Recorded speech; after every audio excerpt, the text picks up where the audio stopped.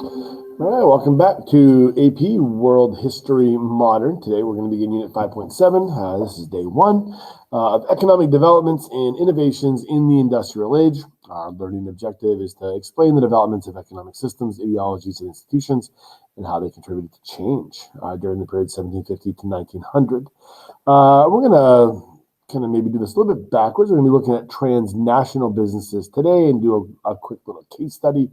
And then in the next session, we'll be doing the theories of Adam Smith and what that refers to. All right. So here's just a few of the examples of transnational businesses that we see rise up in the 19th century or the 1800s, into the 20th century, and and of course, almost all of these things are still around today in one form or another. They may have been chopped up, or they may have renamed or been renamed, but they are still functioning. All right. So here's just a few of the kind of basics. Right, kind of just a handful of the basics here, and you can see when we're talking about these are multinationals that rise up as part of the second industrial revolution. So, and many of them will obviously be corporations centered around the kinds of items that we associate with the second industrial revolution, but also the financing of it, and as well as supplying things like food for the growing urban populations as the population grows. All right, global effects. All right, when we're talking about the global effects of industrialization, this is where the transnational businesses definitely start to come in as well. So transnational businesses, like what we see, starting in South America or rising in South America and in Asia, as well as in Africa, right? Centered in Europe or North America, though. All right. So this is definitely goes hand in hand with the effects of industrialization. So we're gonna just do a real quick case study on the United Fruit Company. For my students, what are we kind of dealing with here? We're talking about an American company, that is operating in Latin America, and this does also kind of go hand in hand with, does the U.S. government play an active role in supporting American businesses when they operate outside of the United States? And thinking back to when you were probably an eighth grader, you probably learned about TR and his big stick diplomacy. So what is big stick diplomacy? Speak softly, carry a big stick. So speak softly, settle disputes diplomatically, right? So use the coercive abilities of a country like the United States to settle disputes.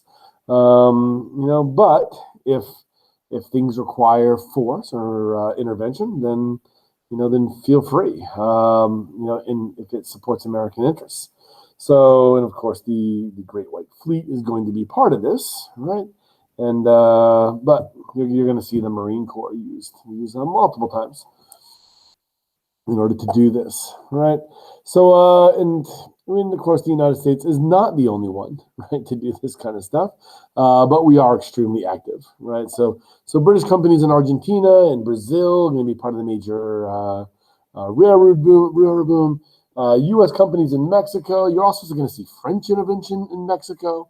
Multiple European countries will be intervening in Latin America throughout the second half of the 19th century, right, into the 20th century. Obviously we back the secession of Panama and Colombia, in order to construct the Panama Canal. But that's not what we're really referring to, as we're referring to the multinationals. The only reason I mention this is because the U.S. government will play a role in the rise of the United Fruit Company. Right. So for homework, you were to read this, and so I'm just gonna.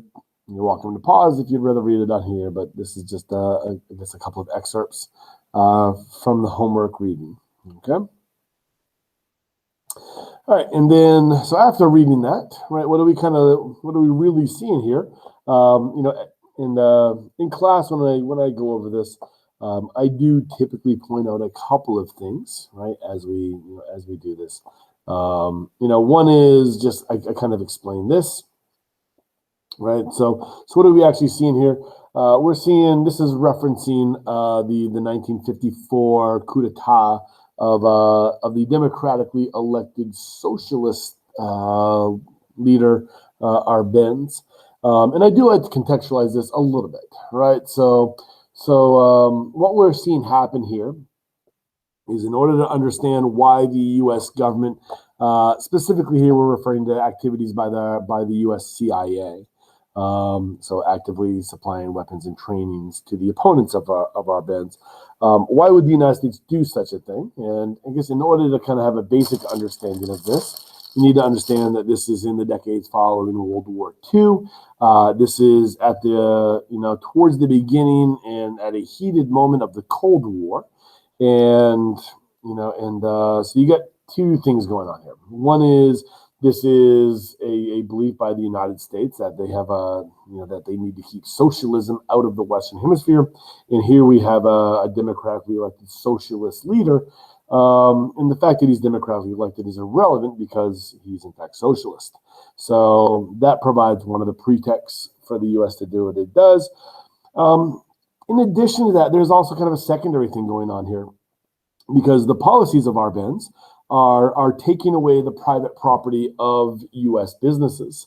And, during this era, it is not uncommon to see the U.S. Military or, even before this period, the U.S. military, or during the Cold War, the U.S. CIA intervening on behalf of American corporations if their private property rights were not respected or protected in foreign countries. So American multinational corporations' private property rights do not just exist in the United States, but also in practice, they exist outside of U.S. borders, given U.S. policy, right? And we see this on a couple of occasions.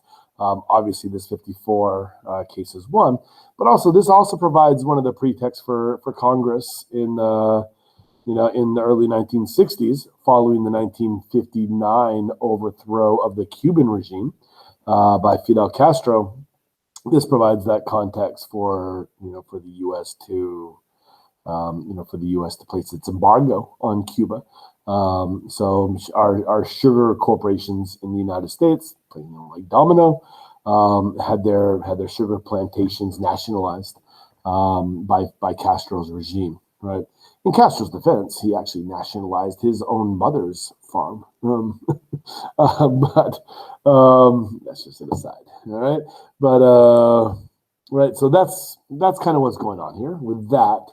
In the fuller version, there's also a mention of or in your homework version, there's also a mention of Che Guevara.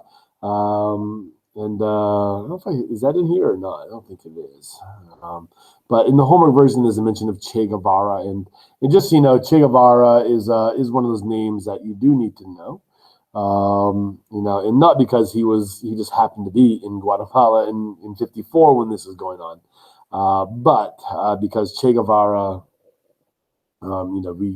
he is definitely the right hand man of Fidel Castro during the 59 revolution, or from about 56 to 59 during the Cuban Revolution. So Che is an important figure, in our later units of this course.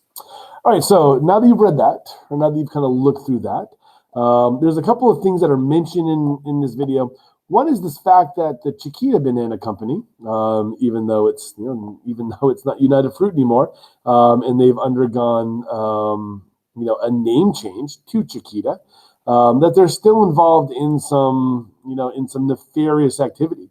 So what exactly are they talking about when the Chiquita Banana Company is funding right-wing death squads and also before that they were funding FARC, or left-wing revolutionaries.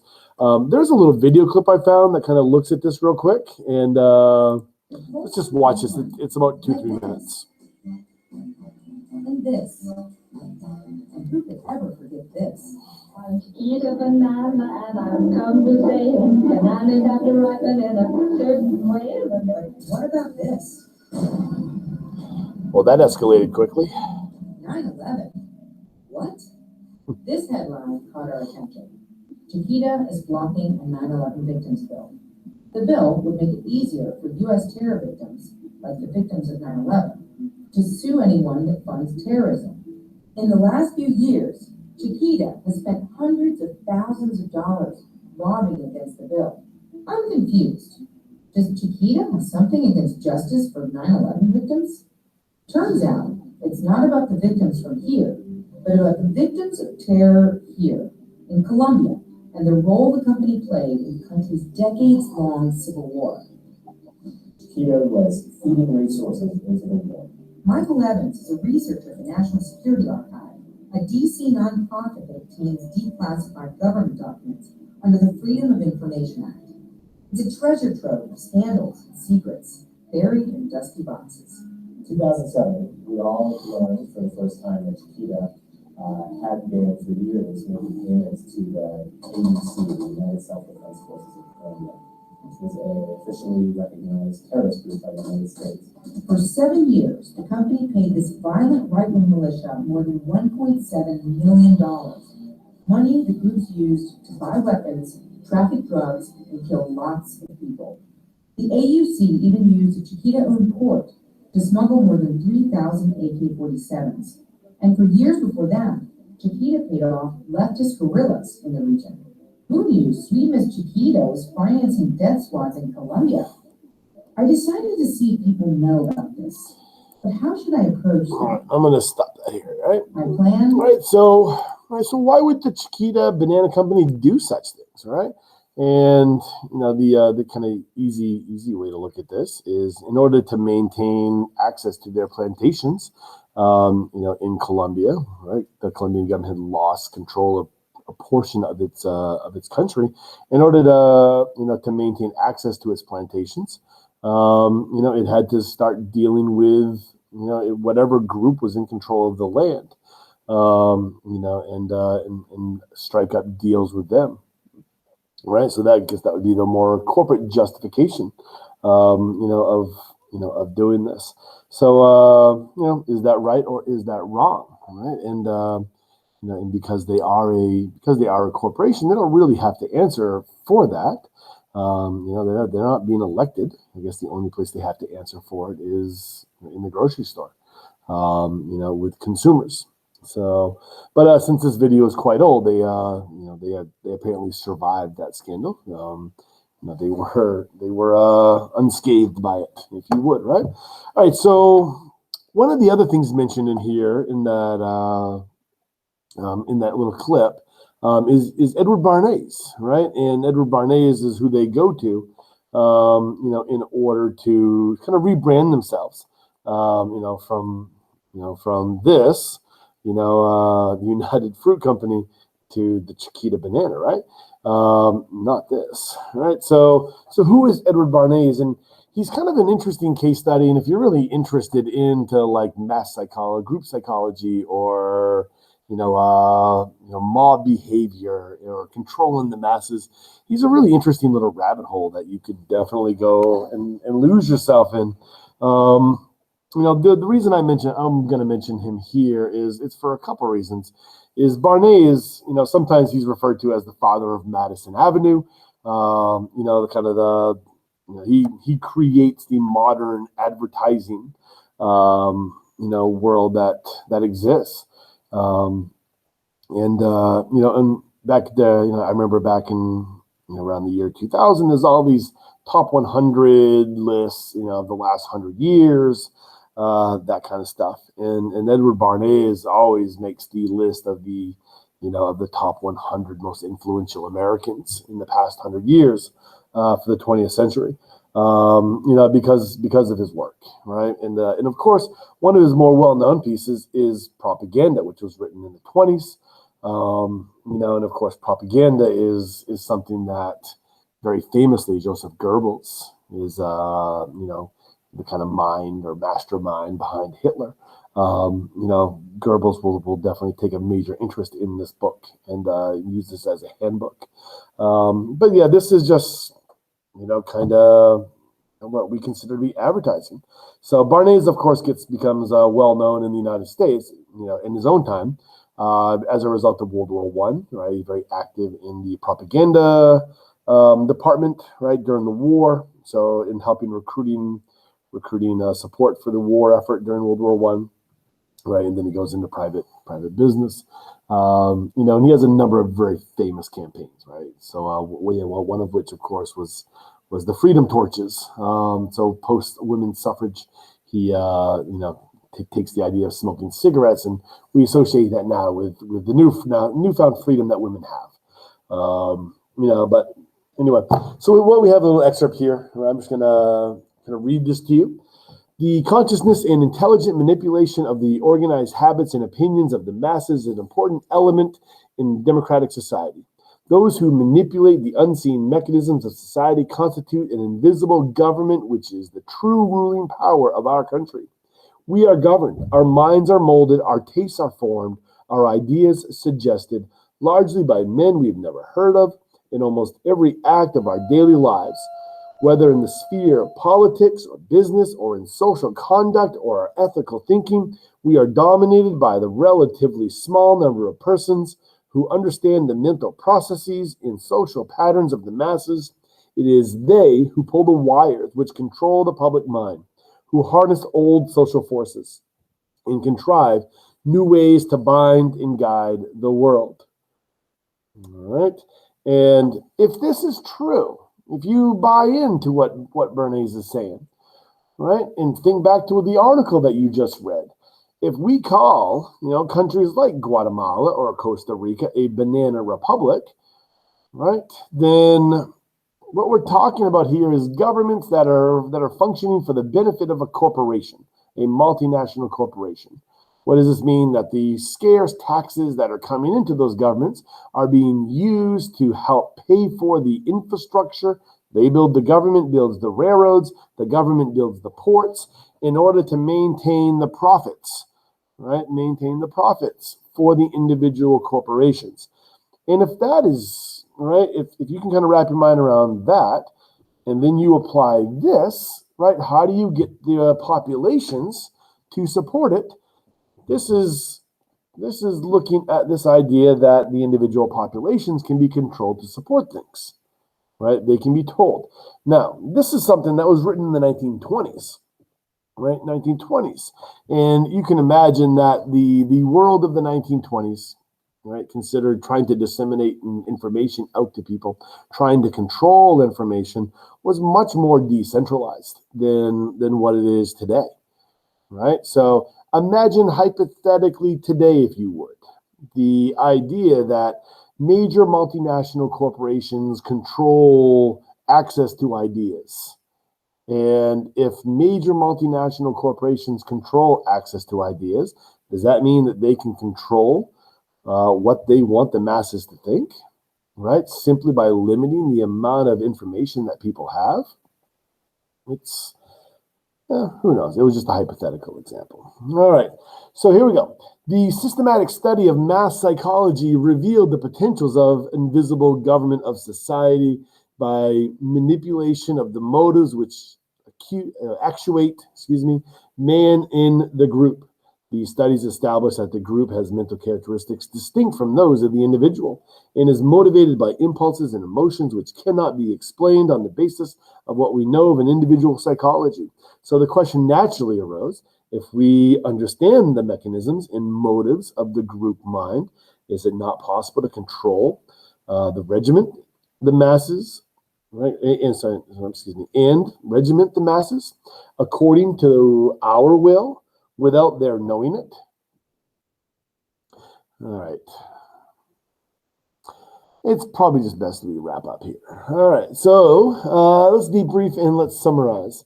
Think about the differences between societies that underwent the change associated with industrial capitalism compared to societies that supplied the raw materials and labor necessary to fuel the manufacturing centers. Right, so this development of industrial capitalism led to an increased standard of living for some and to continued improvement in manufacturing methods, increased availability, affordability, variety of consumer goods, right? For some, right? But think about the differences between the other societies, right? So who is the United Fruit Company?